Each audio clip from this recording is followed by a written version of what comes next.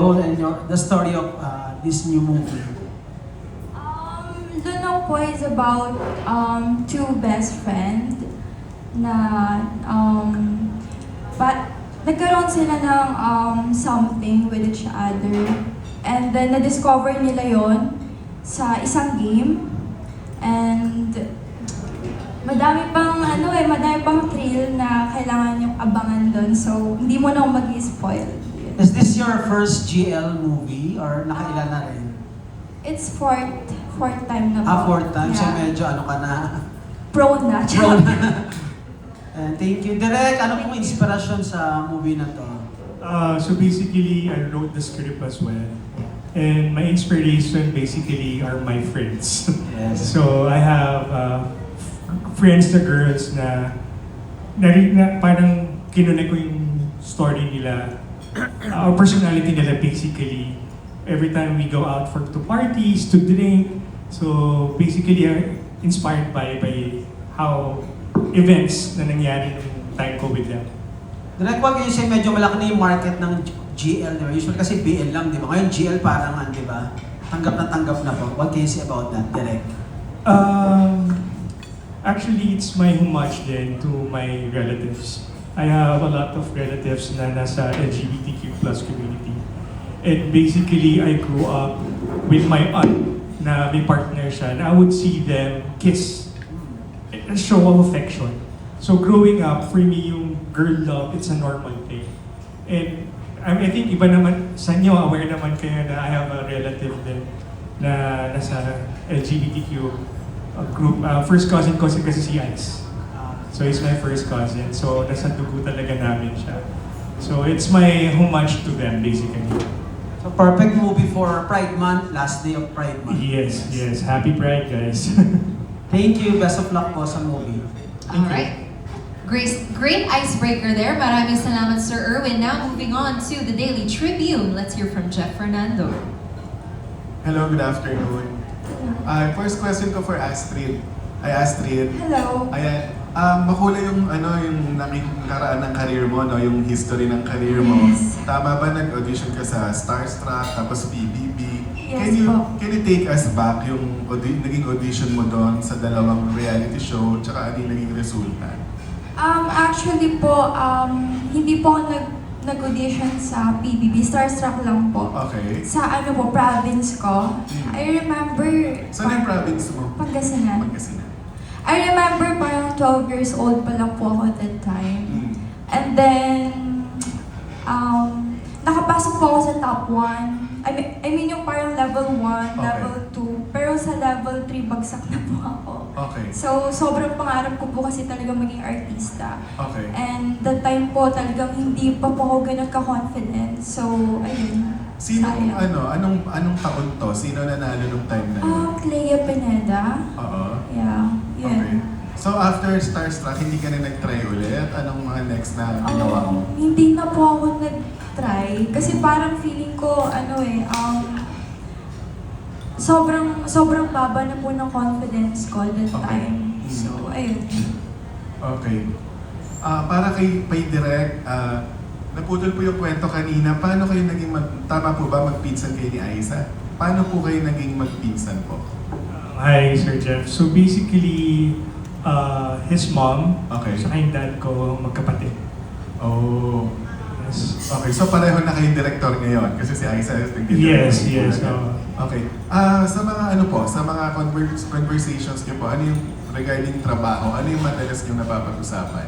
Actually, magkasama lang kami the other, I think yung Saturday ng White Party because I was there, inilawan ko yung red carpet area. So yeah, I mean basically we just shared about our experiences, yung challenges namin.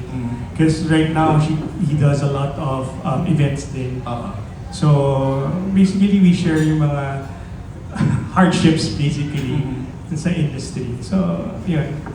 Hindi nagulat mo ba na nagdidirect na si Aiza ngayon o ina-expect mo na gagawin niya rin talaga? Expected ko na naman. We had a collaboration way back. He directed a music video for Kriza. So, ayun, nag-collaborate na kami dalawa. So talagang parang hindi ako nagulat sa idea na magdidirect siya. Okay, kayo direct from award-winning cinematographer, ngayon nagdidirect na kayo. What made you decide na talagang umakyat sa pagiging director? When I was in second year high school, while watching The Last Emperor sa school, so at that particular moment, I made a decision to myself that I'll be a director. So from then on, yun ang naging focus ko, I want to be a film director. But as I go along, na-discover ko yung cinematography. Because I love photography and I fell in love with the idea of capturing images and bringing life to those images. So parang it was my stepping stone basically. And it helped me basically understand the language of filmmaking. Kasi I was able to work with different famous award-winning director. So I got a lot of influence from them. So now medyo I had enough experience already when it comes to filmmaking. So parang getting in this particular seat as a director, mas naging inspired ako and mas, I think I'm more even prepared than ever. Direct first movie mo ito, itong Lunok bilang director. No, this would be my third. Third, ano po yung dalawang nauna direct? My debut film is at Cinemalaya, Angkas. Okay. It's 2022. Then I had last year Violet Sing with Viva Max. Then this was my third film. Okay. Last question po for Astrid. Ayan. Yes. Ay, Astrid. Ayun, dahil nandito ka sa stage or chapter ng career mo ngayon, ito pa sexy, ganyan. Nasa plano rin ba na makatawid ka ulit sa mainstream? May ganun ka bang plano or pangarap din? Syempre lahat naman po, di ba, talagang gustong makatawid sa mainstream. Pero for now po, grateful po ako kung anong meron ako ngayon, kung ano po yung binibigay sa akin ng Viva. And hindi naman po ako nagmamadali. Okay. Yun, thank you. Paano ka napasok sa Viva? Kinontak lang po ako ng manager ko, which is si Jojo Veloso. Okay. Ayan. Okay, salamat. Thank you. Thank you. Good luck Yeah, sa... just like to share lang, Uh-huh. while working with her, I mean, we had a little conversation on set. Na talagang she's really passionate to get out there as an celebrity, as an artista sa mainstream. And what I like with her is her eagerness to learn. So parang, direct, paano ba to? Ano kailangan mong gawin? So, andun talaga yung drive niya. Okay. So I see a good future for her. Okay. Maraming salamat, Direk at Astrid. Thank you. Okay, thank you so much. Interesting discussion. Let's keep it going with Bernard Santos from My Movie World. Hello, good afternoon. My first question is for Direk Ray. Direk, bilang dating cinematographer, ano yung na-apply mo dito sa movie na to para mas lalo pang mapaganda yung film? Hi, Sir Bernard. I'm still a cinematographer, just to start. Kakatapos ko lang ng My Mafia Boss. My husband is a Mafia Boss. So mga hindi pa napapanood, please watch Legal Sites. And thank you for watching and appreciate our series. So what's the advantage, diba? So basically, understanding the film language. Kung paano gamitin yung camera, yung ilaw, para makapagkwento ng mas maayos. And dahil, sabi ko nga kanina, I was able to work with different directors from Joel Lamama, Louis Ignacio, Daryl Yap, Fifth, si Jason Polang Samana. Nakita ko how they handle the set and how they talk to their actors. So parang naging hands-on sa akin yung pagiging cinematographer sa pagiging director. And for Astrid naman, Astrid, how do you personally relate dito sa character mo sa movie? Ano ba? Actually, si May po kasi is very wild, ganyan. Gusto niya lagi ng thrill, ganyan. And feeling ko ayun yung part na ganun ako. And ayun, nagawa ko naman ng maayos yung ang character ko kasi talaga nakarelate din talaga ako. Yan. Thank you guys. All right, let's move on to our next batch. To ask Lunok, we have Irvin Santiago. Una yung pagdidirect ng isang Viva Max and ganit yung pagdidirect ng isang GL movie. So this would be my second GL from Viva Max. My first was Violet. GL theme din siya, coming of age. So paano nyo po siniguro na mas iba yung atake nyo dito sa Lunok kaysa dun sa first Viva Max movie? mas nag-research ako when it comes to GL films and I try to make it more relevant sa mga manonood. So, nag-research talaga ako. At saka, nag-ahis ako ng mga advice sa mga aking kaibigan na sa LGBT kung paano yung what makes them pleased as a viewer din. Pati po ba yung mga intimate scenes, ni-research nyo din, pinag-aralan nyo rin direct? Yes. So, gaano po kahirap? Ano yung naging dynamics nyo nung habang sinushoot nyo yung mga intimate scenes nila, Astrid and Allison and the two boys?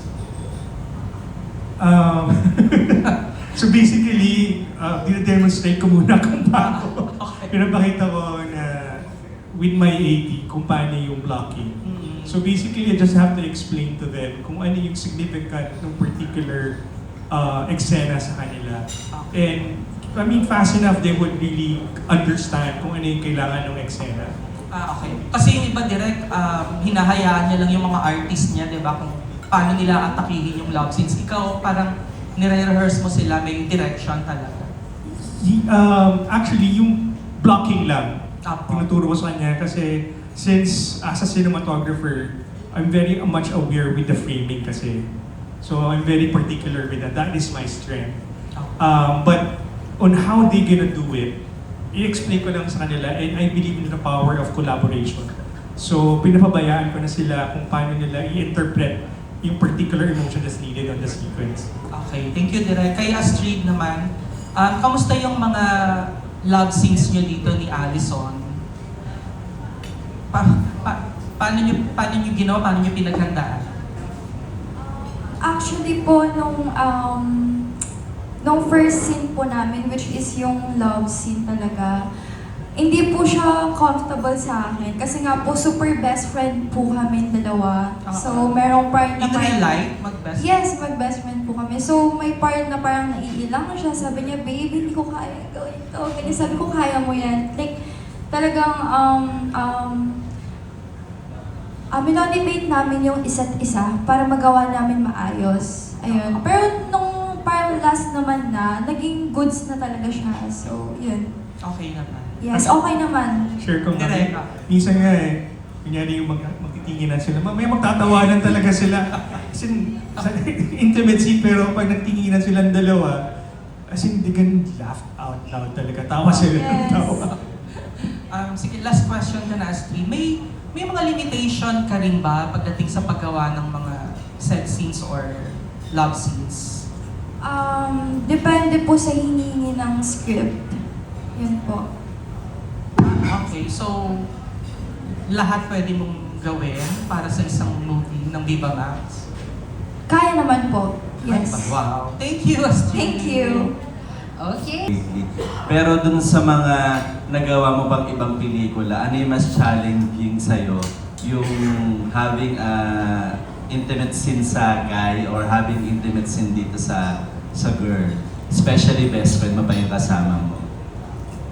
For me po talaga, mas madali pong gawin is to girl po. So, sa lalaki po kasi medyo ilang, ganyan, di ba, uncomfy, ganyan.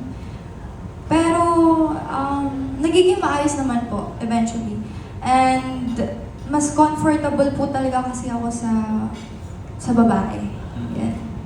Itanong ko lang rin if hindi ka ba natatakot na ma-identify yung sexuality mo sa parang yung sexuality mo as a girl or as a bayo ba, parang gano'n. Dahil sa parang sinabi mo mas nag-enjoy or parang nagiging komportable ka sa having with GL intimate scene.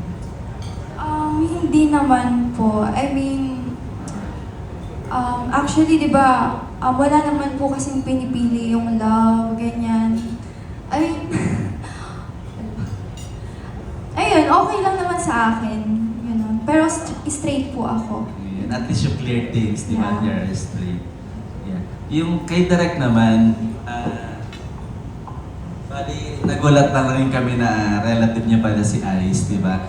did you imagine yourself, doing a project, JL project with Ice soon, if given a chance? Or parang napapag-usapan nyo ba yan? Or parang inaperan mo ba si Ice to do yung ganon? Parang we haven't talked about it.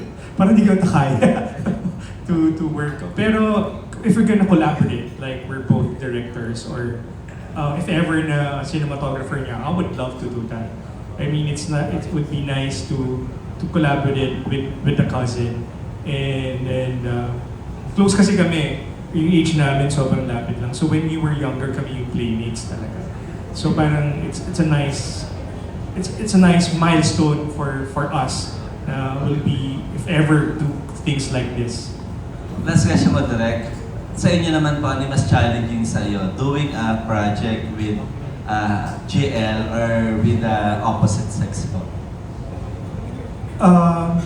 I think, if you're a director, a story is a story.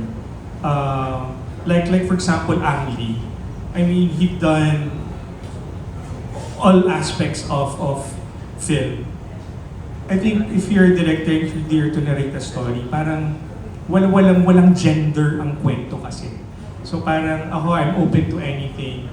And what's important is you could share experiences or life story or human stories. So I think that's what matters. And that's the objective of each filmmaker. Is makapagkwento ng storya. Thank you very much. Congratulations. Thank you, baby. First question kay Direk.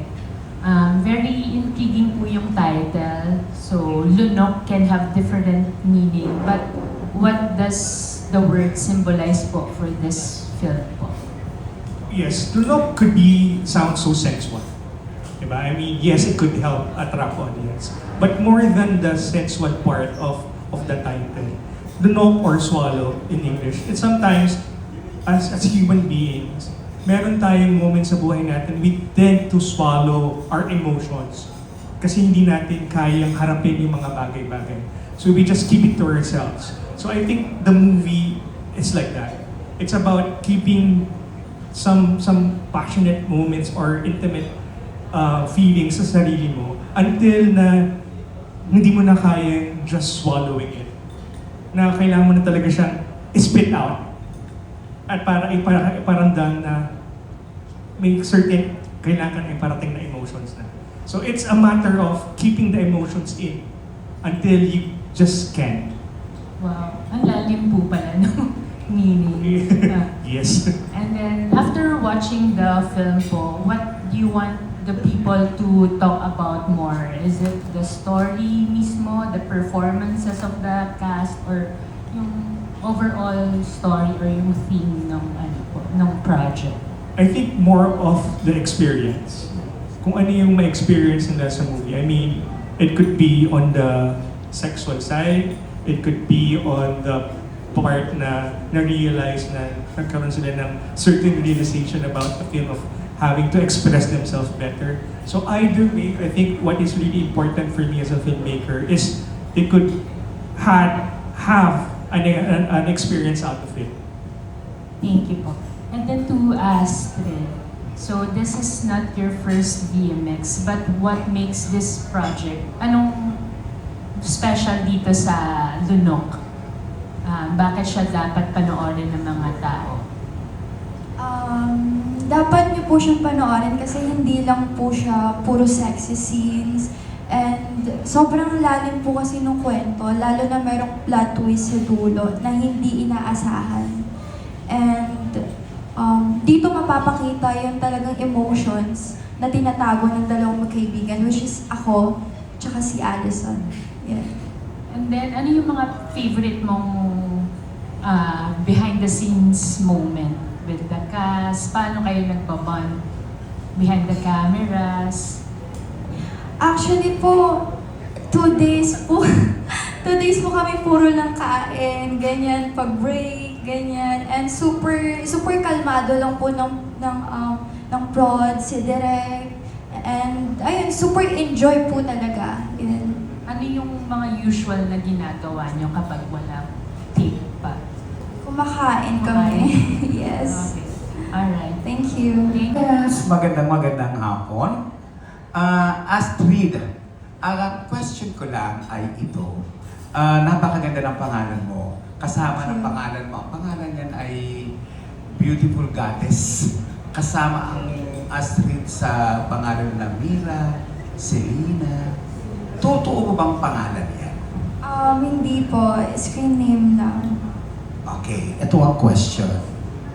Kasi pag pinagmamasdan kita kanina, ang ganda ng complexion mo. Thank you. Yes, mulato. Kakaiba yan eh. And then, yung mukha mo, Pilipinang-Pilipina. Most of the time, ang inilalaban natin ngayon sa mga Miss Universe, mga beauty pageant, mga Latina ang itsura, mga foreign ano. Pero lamang ang ganda ng Pilipina. Pumasok ba sa isip mo na sumali sa mga beauty pageant? Or naranasan mo bang sumali sa beauty pageant? Ever since po, high school pa lang po ako, madalas po akong sumama sa mga ganyan, sa mga beauty pageant, sa mga barangay, ganyan. Kaso feeling ko for me po, hindi po siya para sa akin. Kasi kinulang po ako sa height. So, yun. Pero gustong-gusto ko po talaga maging beauty, yung maging tawag dito,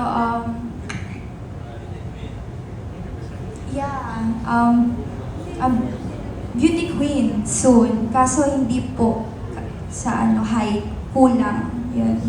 Paano mo nilunok yung ang iyong pagka hindi pagiging pagsali sa beauty queen? Paano mo nilunok yung pride mo na ay hindi pala ako pang beauty queen? Paano mo siya tinanggap?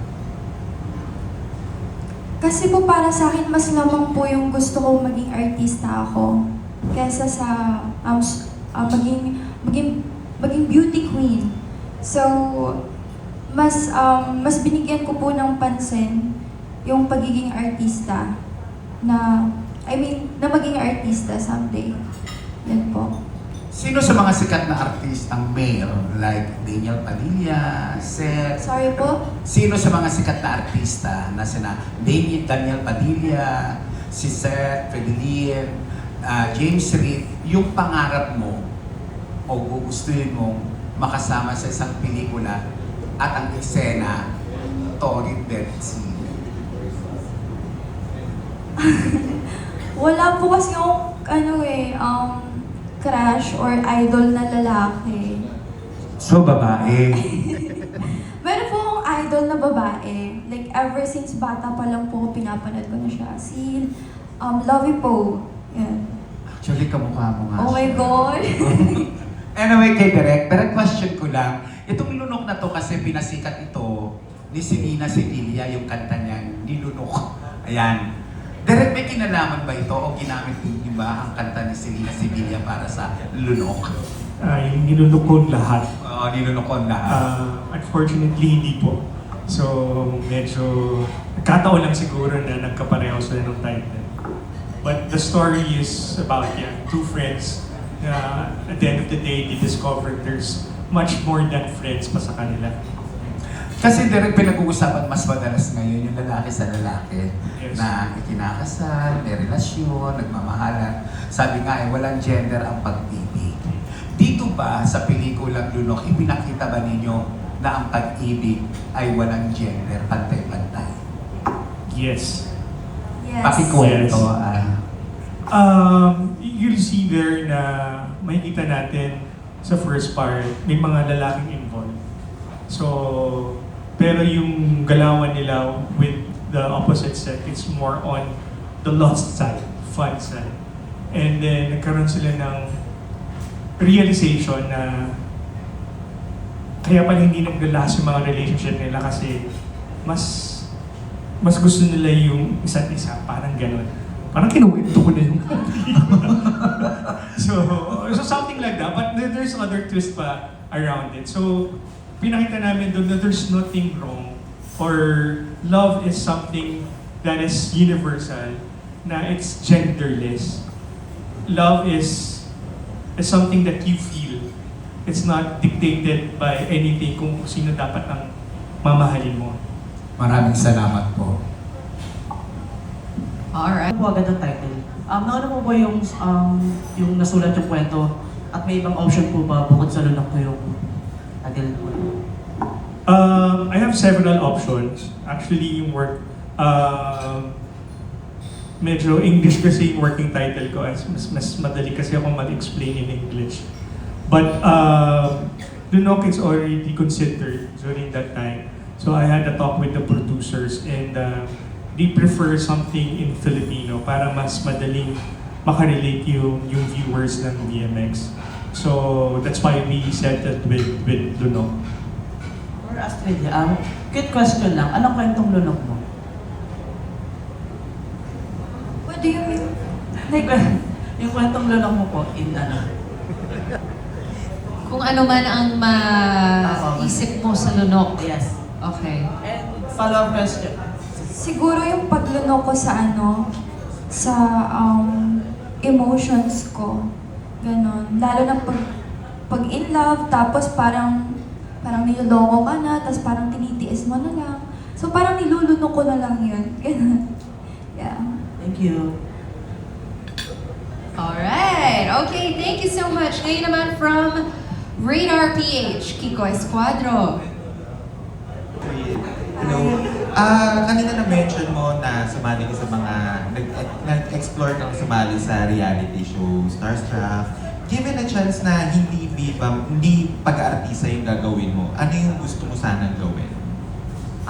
I-pursue ko po yung pagiging beauty queen. Ayun. And, ano ba? Yung matapos ako sa pag-aaral. Yun. Anong course ang pinukuha mo, if you don't mind? Nursing. So, ongoing pa siya o nag-stop ka for a while? Nag-stop ako, pero I'm planning to enroll. Yeah. Naging mahirap pa kasi syempre artista ka na ngayon tapos babalik ka sa pag-aaral. Ano yung adjustment na gagawin mo ulit? Actually, kasi sinubukan ko na siya and mahirap talaga siya. So, kailangan talagang pumili ka ng isa lang para hindi, alam mo yun. So, ayun. Kung babalik ka sa pag-aaral, yung time management. Feeling ko if magiging muna ako, lie low muna ako sa paggawa ng film. Yun. Pero so far, nag-enjoy ka sa pagiging artista? Of course, yes. Super enjoy. Ano yung fulfillment? Kasi pinangarap mo rin to eh. Ano yung fulfillment para sa'yo? Iba yung feeling eh. Alam mo yung parang nilulook back mo na lang na parang, dati sobrang pangarap ko na sana makita ko sa TV. And ngayon, andito na ako. So, iba yung feeling talaga. Parang andito pa rin yung pagiging grateful, humble, ganun. Marami ka na rin nagawang project with VMX. Yeah, actually, 10 movies, yeah. And may gagawin pa ako, like, 2 movies pa. So isa ka na rin pala sa kumakarerang VMX queen. No. May pressure ba yun? Kasi syempre marami kayong VMX leading ladies. Hindi ba nagkakaroon na parang paramihan ng project tapos may queen, may mga title na kasi ganun ngayon? Actually, ako po, hindi naman po ako nakipag-competition sa kanila. And meron naman po kami sarili-sariling path. So, happy po ako sa kanila kung ano man po yung nararating nila. And happy po ako for myself. Pero nararamdaman niyo ba yun na parang, kasi syempre... Parang pressured ako? Oo. May onte, syempre. Andyan pa rin naman yun. Yeah. Okay, pero na-meet mo na yung ibang VMX queens? VMX queen? Oo. Sorry, si Angeli? Oo. Di ko pa siya namimit eh. Oo. Yeah. Okay, yun lang. Thank you. Salamat. Thank you. Our very Are evolving. So, may mga sexy tapos another theme. So, siguro for this one, besides being sexy, GL, is there an extra element na nandito sa movie to make the people more excited and also something people would look forward to? Basically, siguro sa narrative. I mean, what we brought this one, it's more visual. Since coming from me as a cinematographer before, so what we could assure you is it's very visual and very high energy when it comes to the performances. And it's a whirlwind experience when you're gonna watch our film. And mapapalunok ka talaga kapag mapapanood mo yung pelikula na. Ayun, mapapalantok pala ang viewers natin. Pero question ko naman for Astrid. Astrid, so after this movie, given the chance na you will have another role outside VMX, ano yung mga kinds of roles na gusto mo i-explore or genre ng movies na dream mong gawin in the future? Feeling ko kasi nagawa ko na lahat eh. Pero ang pinakagustong gusto ko po talaga, since nakapag-action na ako, which is yung Ekis remake, sobrang nag-enjoy po ako doon, lalo na yung character ko. Kasi ever since I was a kid, gustong gusto ko po talaga na makita yung sarili ko sa action role, ganyan. So yeah, siguro yung action movies. Anong klaseng action yung mga ano ba yan? Barilan or mga karapihan? Ganun? Barilan talaga yan, suntukan, gano'n, yeah. Sige, thank you so much. Thank you. Thank you so much. And we have one more additional name to the list. Ayun. Was there, teka muna, kumusta na ang mudra mo, ang nanay mo? Okay naman po. Si Okay. Mami. Okay na siya, kumbaga, kasi di ba dati may medical issue siya, okay Nag-workout po siya. nag-workout na? Yes. Okay. Was there a time ba na nilunok mo ang pride mo, nilunok mo yung morals mo para lang may ahon or malusutan yung problemang kinakaharap ng pamilya, lalo na ng nanay mo? Like what kind po? Like specific?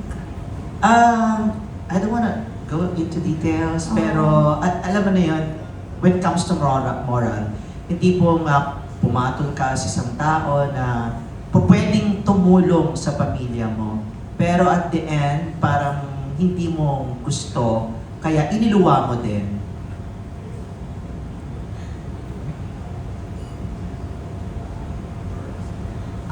Indecent proposal. Ano ba? Actually, nakakatanggap po ako ng mga message, ganyan and all.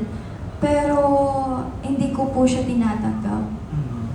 Kasi hindi naman po kailangan. Ayan. Ayoko na din, I mean ayoko din naman pong magmalinis. Pero yun, hindi po. Meron mga politicians ba, mga public servants ang nag-alok sa'yo? Yes, meron po. So paano to? Saan idinaan? Saan idinaan? Sa text ba? O sa isang tao? Or mga ganon? Sa isang tao ba? Or idinaan sa text? Or idinaan sa social media? Paano yung proposal na yun? Secretary po niya. Si secretary? Yes. Alright. Pwede malaman ko ano yung mga proposal na yon? Feeling ko parang alam niyo naman na po ata yung mga ganun, di ba? Like bahay, like pera, every month, ganun. Yun. Hindi mo nilunok? O almost. Pero natauhan ka, parang ganyan. Parang napaisip, ganun. Pero hindi po tinuloy. Yeah. Thank you. Pagdating naman sa mga jowa, sa mga exes mo, meron ka ba pagkakataon na nilunok mo, pero hindi yung naisip yung nilunok ha, yung relasyon na nilunok mo and then, para nahirapan ka, tapos iniluwa mo din dahil hindi mo na kaya. At anong sitwasyon yun? Ako po kasi hindi po talaga ako nagjojowa.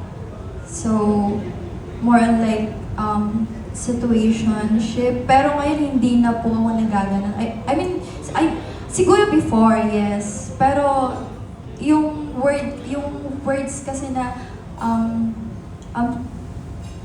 situationship, ano po siya eh, parang wala kang word as a girl. So, feeling ko naman po pang girlfriend po ako. So, ayun. You mean, ano ba tawag doon? Fluid or... Pag sinabing fluid, pwede sa Tama ba ako na pang-girlfriend ka talaga, hindi ka pang Ay, pang girlfriend po ako. I mean, yan. Hindi po ako pang situationship. Ganun. Yun po yung ibig ko sabihin. Akala ko naman, pwede ka sa girl. Hindi ka pwede sa girl. Yun. Depende. Charot. Talaga open ka? Sa akin naman po, hindi ko naman din po pinipili yung gender. Ganyan. Yan. Okay, thank you.